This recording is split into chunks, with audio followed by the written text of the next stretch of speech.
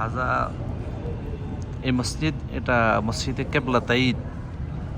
আর কেবলাতাইন হলো দুই কেবলা।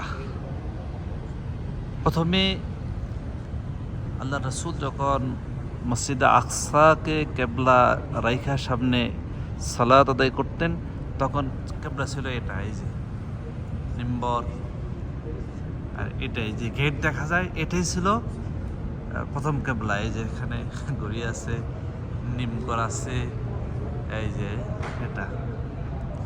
পরবর্তীতে যখন বাইতুল্লাহর দিকে নামাজ পড়ার হুকুম হলো আল্লাহর পক্ষ থেকে, তখন সেম এর বিপরীত অংশে কেবলা।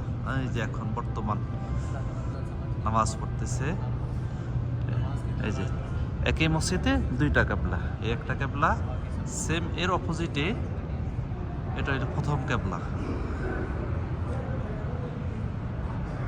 এই জন্য এই মসজিদ কেবলাতাইন নামে এই মসজিদটা প্রসিদ্ধ।